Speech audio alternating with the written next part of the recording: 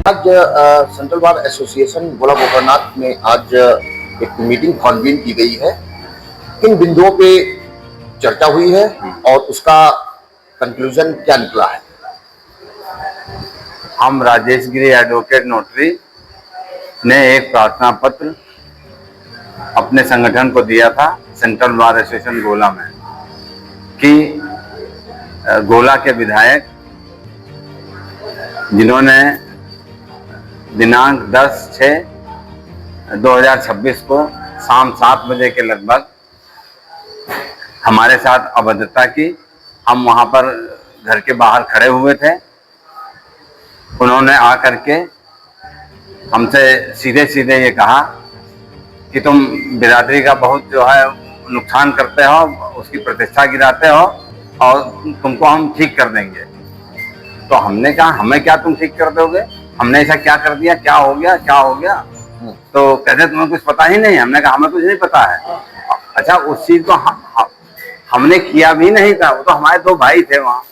वो रिंकू शुक्ला जी को जो नगर पालिका के अध्यक्ष हैं, उनको एक एप्लीकेशन दे के आए थे, एक प्रार्थना पत्र दे के आए थे।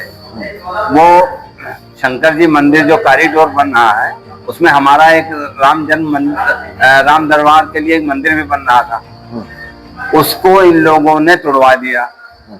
विधायक ने और जनार्दन गिरी ने उस मंदिर को तोड़वा दिया। और जब तोड़वा दिया तो हमने इन लोगों से पूछा भी कि ये मंदिर क्यों तोड़वाया। कहा ये सारी जो जमीन है वो कॉरिडोर, सिर्फ मंदिर कॉरिडोर में दर्ज निहित हो गई है। अब इसका कोई भी गिरी बिरादरी का व्यक्ति मालिक नहीं है इसका। तो हमने कहा जब कोई मालिक नहीं है तो बाकी जो तुमने मंदिर निर्माण कराए हैं उसमें तुमने व्यक्तिगत लोगों को मंदिर दिया है, ये कैसे दे दिया? जब कोई आदमी उसका मालिक नहीं है तो आपने वो सब मंदिर कैसे दे दिए? तो उसी बात को लेकर के ये इतना ज्यादा रिजिड हो गए कि अनाप शनाप बकने लगे, बदता करने लगे, गाली गलौज करने लगे और कहा तुमको जान से मरवा देंगे, तुम बहुत बदतमीजी करते हो, तुम बहुत खराब हो, ये है वो है। तो हमने कहा देखो ये सब बकवास हमसे न करो और तुम्हें जो करना हो कर लो जा करके। और हमारी चीज है, उसके लिए हम लड़ेंगे जहां तक हमें लड़ मिलेगा। हम किसी बात से दबने वाले नहीं हैं। हम इस मंदिर के सबसे बड़े हिस्सेदार हैं और हमारे साथ में सिर्फ हमें उस मंदिर के नहीं, खुटार रोड पे विजेंद्र गिरी रहते हैं, स्वर्गीय राजेंद्र गिरी के बेटे, वो भी उस मंदिर के सबसे बड़े हिस्सेदार हैं। सबसे नंबर 1 पे हमारा हिस्सा है 18.5 आना, उसके बाद 15 आना उनका हिस्सा है, उसके बाद बाबा छुटको गिर का परिवार है, उनका हिस्सा है। तो इस तरह से हम 3-4 लोग हैं वहाँ पे बड़े बड़े हिस्सेदार हैं।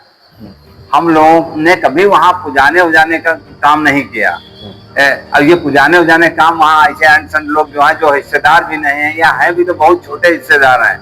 एक पैसे में 3 पाई होती हैं, एक एक पाई के जो हिस्सेदार हैं वो वहाँ पुजाने उजाने काम करते हैं। तो अच्छा, वो सब शराब वराब पी के वहाँ सब धस्ता करते हैं, यात्रियों से नाजायज तरह से पूजापा करवाते हैं। उन्हीं से नाराज होकर के इन्होंने कॉरिडोर का प्रस्ताव रखा था। और जब तुम उस व्यवस्था को खत्म करना चाहते हो तो फिर ये मंदिर में उन शराबियों क्यों बैठा ले भाई? हम इस बात का विरोध करते हैं। जब सारी जमीन कॉरिडोर में निहित हो गई है, तब जब उसका कोई गिरी मालिक नहीं है तो आप उसका आवंटन कैसे दूसरों को कर रहे हैं? जी, आवंटन हो रहा, आवंटन वो मंदिर ये तुम्हारा है, वो तुम्हारा है, वो तुम्हारा है, हनुमान जी का फलक है, काली माता का फलक है, इस तरह से जो है। जमीन तो आपकी भी होगी वहाँ? जमीन हम बताते रहे, हमारी तो नगर पालिका में दस्ती, हमारे जो पूर्वज, हमारे परवामा के जो गुरु थे भोला गिरी, उनके नाम बाकायदा नगर पालिका में दर्ज है, उसका रिकॉर्ड है हमारे पास, उसकी नकल है हमारे पास। अच्छा, जी हाँ, जी हाँ जी। अच्छा, भोला जो आपने बताया है, हाँ, भोला गिरी वो हमारे परबाबा के गुरु थे। अच्छा, गुरु थे? हाँ, गुरु तो थे। उन्होंने क्या किया था? वसीयत वगैरह कर दिया? हाँ, रजिस्टर्ड वसीयत है। हाँ, वो उन्होंने हमारे परबाबा को मतलब अपना चेला बनाया और जब परबाबा हमारे चेला हो गए, जब उनके गुरु खत्म हुए, तो जब परबाबा बुजुर्ग हुए तो उन्होंने रजिस्टर्ड वसीयत की है हमारे पिताजी को, हमारे ताऊ जी को।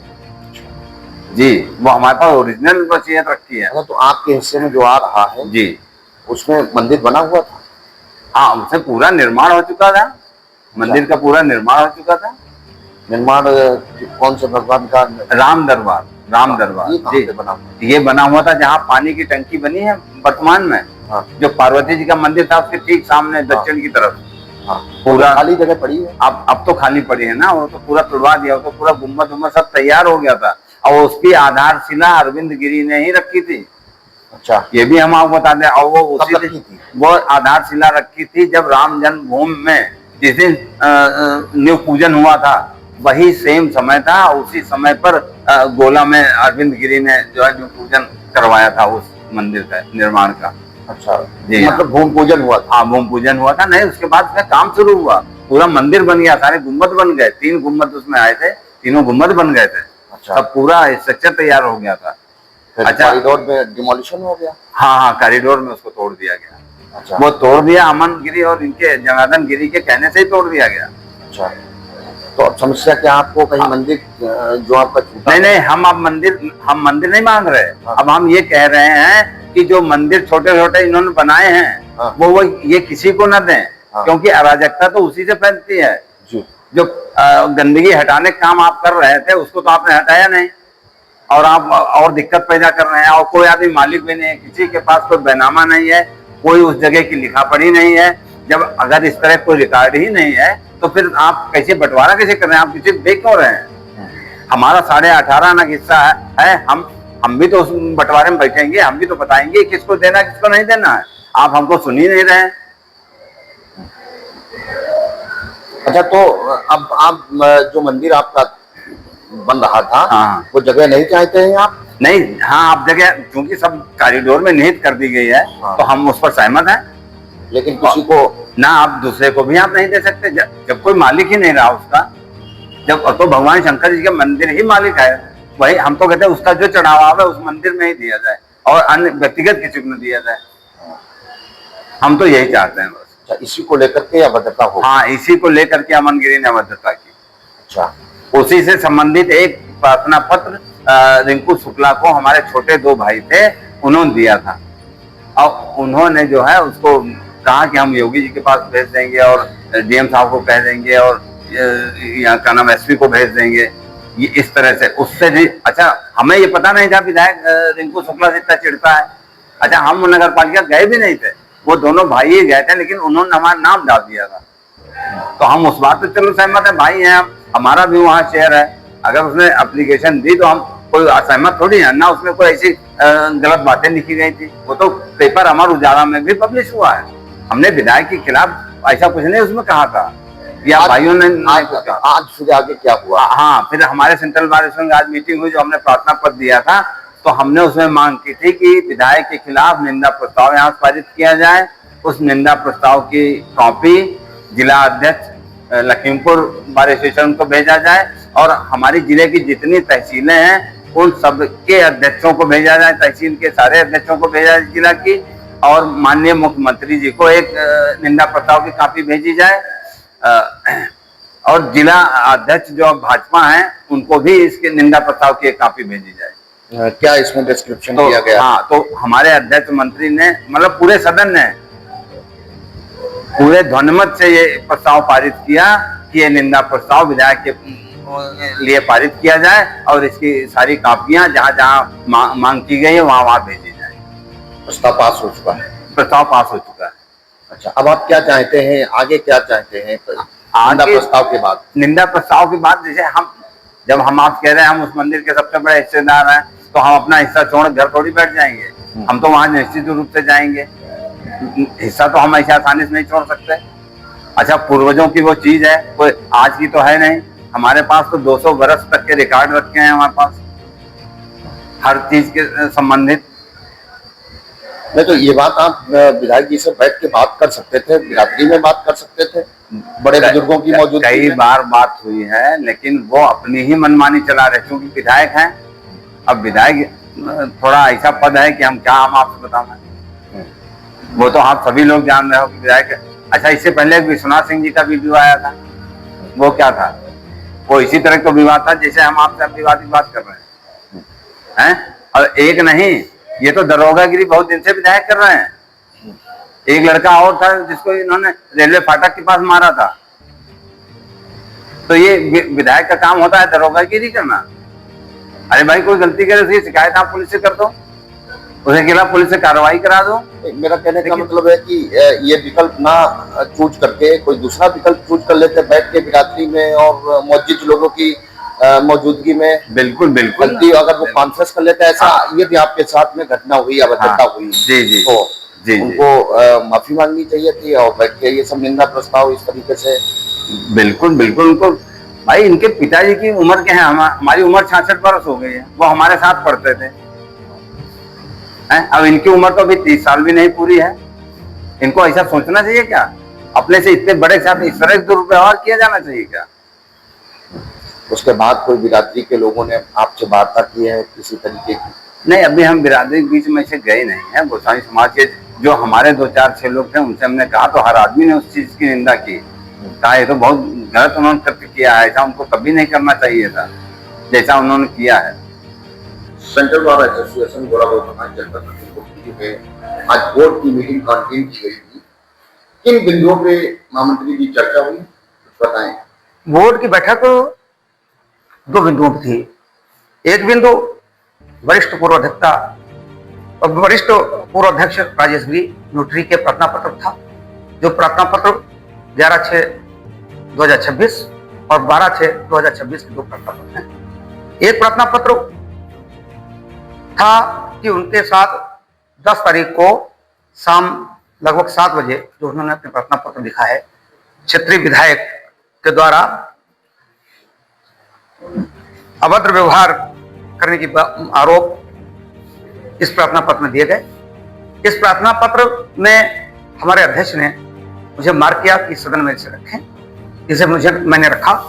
दूसरा प्रार्थना पत्र 12/6/2026 का राजेश गिरी द्वारा दिया गया, इसमें पूर्व अध्यक्ष लाल बिहारी वर्मा के द्वारा सोशल मीडिया पर अधिवक्ताओं की छवि धूमिल करने और अभद्र भाषा में बात करने की बात सोशल मीडिया पर जो लिख रहे हैं उसके बारे में लिखित प्रार्थना पत्र दिया गया।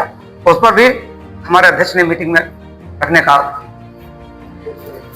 निर्देश दिया था, जिसे रखा गया।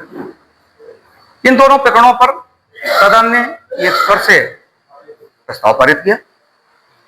उसमें सदन ने कहा कि लाल बिहारी वर्मा को सदन से निष्कासित किया जाए। इस पर विभिन्न अधिवक्ताओं के विचार आए।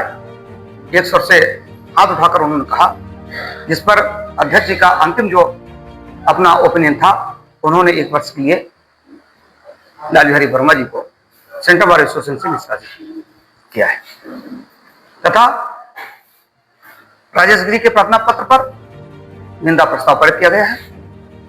कार्यकारिणी के अध्यक्ष ने अलग से 6 सदस्यीय टीम वार्ता के लिए गठित की। अच्छा, एक सवाल लेते हैं। लाल बिहारी वर्मा वरिष्ठ अध्यक्ष था, क्या इससे पहले इस तरीके का कोई कृत्य अगर किया गया तो क्या नोटिस वगैरह? जी, हमारी बार में तो बार स्वतः संज्ञान लेती, या बार में जो प्रार्थना पत्र आए जो मतलब उनके संज्ञान में आया उस पर उन्हें नोटिस दिया गया था। वह नोटिस रजिस्टर्ड भेजा गया था। रजिस्टर्ड नोटिस प्राप्त न होने के बाद वह नोटिस जो है अध्यक्ष जी ने अपने पास लिया है, और जिसमें अध्यक्ष जी ने सदन को बताया कि जो नोटिस भेजी गई थी वह जो है वापस आ गई है और उन्होंने वो प्रार्थना पत्र प्राप्त नहीं किया है। नोटिस एक भेजी गई, नोटिस एक भेजी गई। तो नोटिस का प्रोसेस क्या है? एक भेजना चाहिए, एक से अधिक भेजना चाहिए? नोटिस का आईपीए पर प्रावधान है। नोटिस चूंकि जहां पर सेंट्रल बार के जो बायलाज है उसमें संघ की जो अनुशासन कार्य प्रणाली है, संघ से लोग बाउंड हैं, अधिवक्ता एक डिग्निटी का एक मतलब पद है जहां लोग अपने दायित्व कर्तव्यों से बने हैं और उसका उनको बोध होना चाहिए। तो उनके संज्ञान में आया, जिस कारण नोटिस दी गई, और नोटिस बाद उन्होंने नोटिस किस कारण रिसीव की, नहीं रिसीव की, ये उनकी मर्जी की बात है। तो सदन में आज अध्यक्ष जी ने रखी है और बताया उन्होंने कि नोटिस उन्होंने रिसीव नहीं किए। सवाल लेते हैं आपसे। राजेश गिरी वरिष्ठ अधिवक्ता, अध्यक्ष सेंट्रल बार एसोसिएशन कोर्ट और नोटरी, उनके मामले को जब संज्ञान में लिया गया तो एक बिंदु आपने बना के बताया तो जैसा कि स्टेटमेंट में आपने बताया कि 6 सदस्यीय जो कमेटी है वो गठित नहीं हुई है, ऐसा कुछ बताया? नहीं, नहीं। ना पता। नहीं, ऐसा नहीं। 6 सदस्यीय कमेटी जो गठित करने की बात है, वो अध्यक्ष ने बाकायदा डायस पे होकर बात कही है। निंदा प्रस्ताव पूरे सदन ने पास किया। 6 सदस्यीय कमेटी गठित करने की बात है और अध्यक्ष ने अपने लास्ट के ओपिनियन में कही 6 सदस्यीय कमेटी हम गठित कर रहे हैं। मतलब ये पावर है या सदन की राय लेनी चाहिए? नहीं, सदन किस चीज की जांच कराता है, किसको गठित करता है, ये बायलाज में है।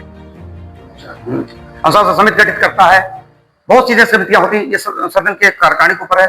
सदन की उस बैठक बुला के भी गठित की जा सकती है, वैसे भी अगर कार्यकारिणी चाहे गठित कर सकती है।